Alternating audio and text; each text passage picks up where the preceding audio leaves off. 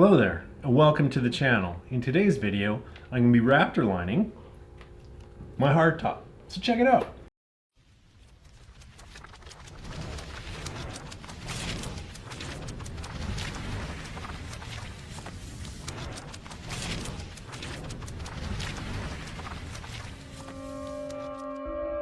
So what's the point of this anyways? Well, you see, most of the trails I go on are wide open, vast mountain river basins, where getting a pinstripe from a stray branch is about as likely as flying a drone into a tree. Turns out, both are actually kind of likely.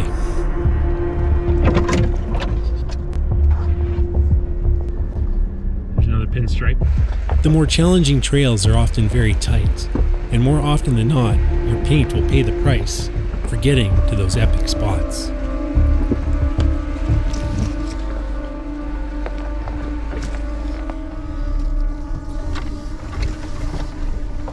Yeah. Anybody know a good painter? So I just did a trip to the Crowsnest Pass, and the trail is absolutely awesome. The only problem was the trail was wicked narrow. And so the trees and branches really hammered on not only my body, but my hardtop as well. Now with the body, it's a little easier to fix because if a good polish can help, like a good wax job can help, or a power polish for the clear coat. So what I'm doing now is I'm starting a little series on for people like myself who have OCD but love going on aggressive trails, and what to do and how to protect your stuff. So in today's video, like I said earlier, I'm Raptor lining my hardtop, and we're going to start there. So then in the next video, I'm going to talk about what I'm going to do to my paint to make sure that it stays in pristine condition because, well, like I said, OCD. For this job, we don't actually need a lot of tools. We just really need a bunch of supplies. And of course, the authentic Raptor liner. First, let's get those hinge covers off. Oops. Man, I really suck at removing OEM stuff. So for the sanding, I'm using 120 grit 3M sandpaper. Now, because the whole point of my channel here is to do things as cheap as possible, to keep the DIY costs down to minimum, I'm going to sand it by hand. You could use a machine. If you are going to machine sand this, I would suggest probably around, a 180 grit instead of the 120. And it's really critical when you are sanding this, try your best not to round off the corners too much. Keep them kind of at factory angles. And you don't have to go right down to the fiberglass. You really just want to roughen it up a little bit, and just to give the Raptor something to really cling to. As you can see, the trees have really left their mark on my hardtop. I would spend the next several hours sanding the top off by hand.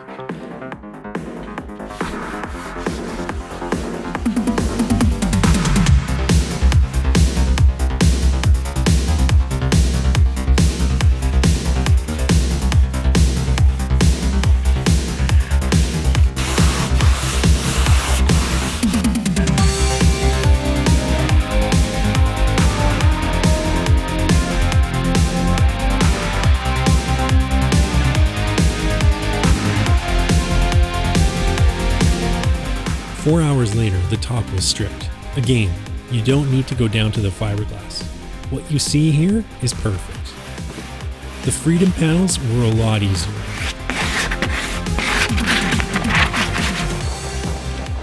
The only trick was the rain gutters. Do your best to scuff the surfaces inside as best you can.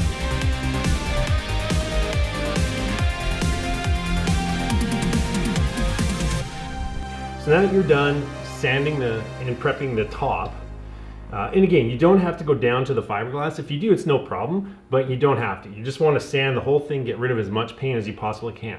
So the next step, we're almost ready for the liner, but the next step is significantly easier than sanding and prep. It's cleaning it with a grease and a wax remover. So we're going to scrub the whole top, and then once that's done, we're going to mask everything off and start the painting. When you're cleaning this, make certain to clean out any gaps as best you can. The alcohol-soaked shop towel will be dirty like this for several passes. This is not a fast process. It will take multiple passes before the shop towel comes off clean. So I've kind of lost track how many passes I've done, but it's got to be at least 4 now. And you really need this to be as clean as it can possibly be. So you want your blue shop towel to come off as light blue as you possibly can. Because the cleaner this is, the better. This is now pass number 7, and the towel is finally starting to look adequately clean. So let me take you through a little bit of a journey here. First of all, you slave over sanding, developing blisters, and then you slave over this, cleaning it with alcohol. Forget about the Sarlacc pit. This process, this is a new definition of pain and suffering. Forget about being digested over 1,000 years.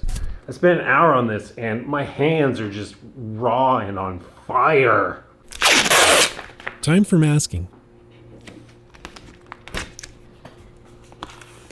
Be sure to cover the weather strip. If any Raptor gets on them, you will likely have some leaks.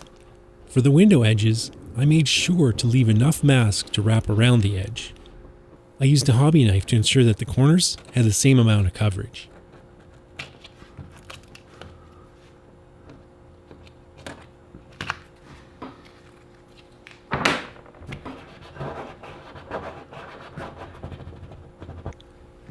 I used a plastic body panel remover to seat the masking against the corner of all the window edges. For the window masks, again, I wanted to keep things as cheap as possible, but be warned, this is risky. Make sure the window mask, aka newspaper, has no holes or tears in it. Even though the spray would be directed towards the edges, I didn't want to run the risk of getting any Raptor Liner on my windows. Don't forget to do the inside as well. It's painting day. So one last thing before I get into this. Plus, I'm sort of procrastinating because I'm super nervous about how this is going to turn out. Anyways, I digress. One thing about the gun, I am using the supplied gun that came with kit, but I did put a little air fitting on here so that I could plug it into my nice 40-foot long hose. You know, just for convenience, put an air fitting on. You know, you can just screw your hose right in, but it's just easier this way. If you want a flat finish, you're going to do what's called a drop coat. So you're going to stand around 2.5 to 3 feet away from your target area, in this case my freedom panel, and you're just going to do a smooth motion rolling onto the trigger and rolling off the trigger. And you can do it in both directions.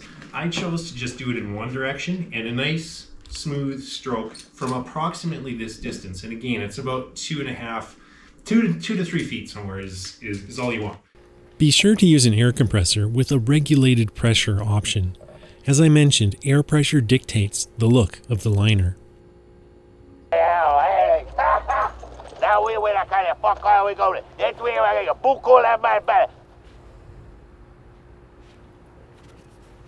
Sorry, my bad. When you're doing this, make sure to invest in a decent respirator. These fumes are not going to be super healthy to ingest, so you want to make sure that you wear a mask through this whole process. I know they're super uncomfortable, and I really don't like wearing it because it's hard to breathe through. And arguably, probably should have done this throughout, like I said, the entire process, not just the painting, but the sanding as well. But because I was doing it by hand, the dust was pretty low. And, my boogers are still the same color. If your boogers come out black, it's probably not the best thing for you. But, yeah, respirator, don't forget.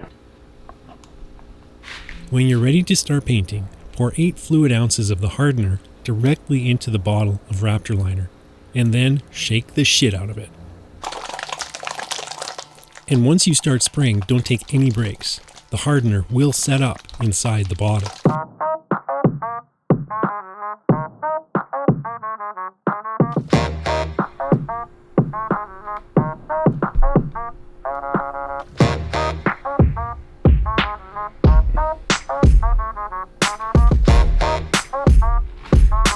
All right, well that was actually easier than I thought it would be. To be honest, I was pretty nervous about how it was all going to work out. But after the first coat, I'm actually super happy. And, I got most of the paint on the hardtop, a little bit on my face, I think. I'm not sure. My wife says I'm speckled pretty good, but she might just be messing with me. I don't really know. Now, as far as quantities, I've used exactly 1 bottle of the Raptor Liner to do. Basically, it's a pretty light coat on my freedom panels.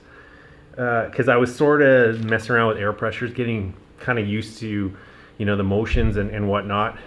The kit comes with 4 bottles, so I have more than enough liner to do 2, maybe even 3 coats if necessary.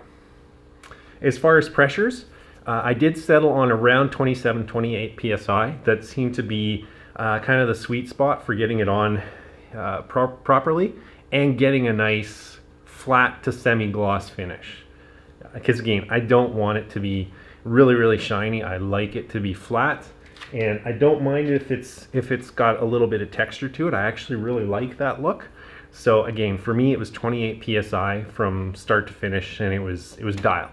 So now I'm going to let it sit for approximately an hour, maybe a little bit more, and then I'm going to apply the second coat.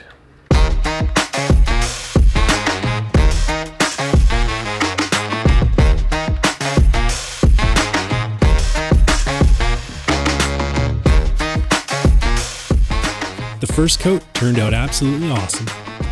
The second coat looked even better. It's exactly how I hoped it would look.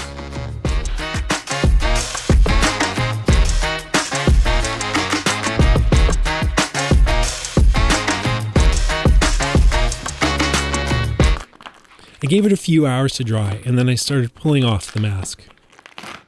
The all-important weather stripping was clear of any Raptor Liner. This is very important in preventing unwanted leaks.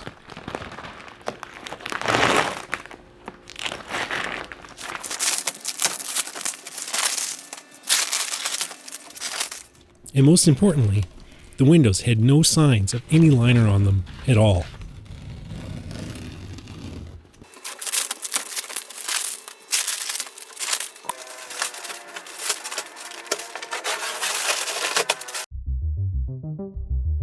The next day I reinstalled the top onto my Jeep and took it for a little spin to see how it looked in the sun. While there are a few tiny spots that eagle-eyed observers might notice, I'm completely satisfied with the job I did. I absolutely love the look. It's the flat textured look that I was going for.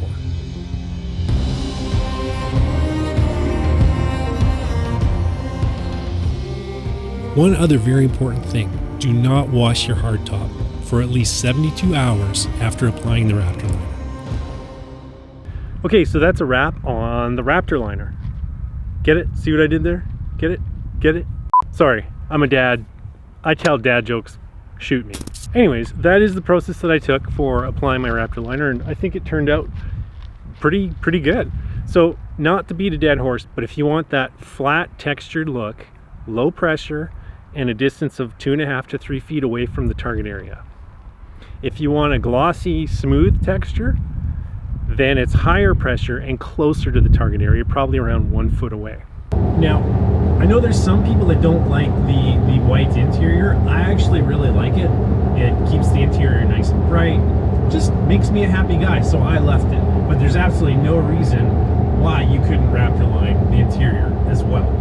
So like I said earlier, this is the first part of a 2-part series I'm doing on how to protect my Jeep, because I like wheeling and I like seeing cool stuff.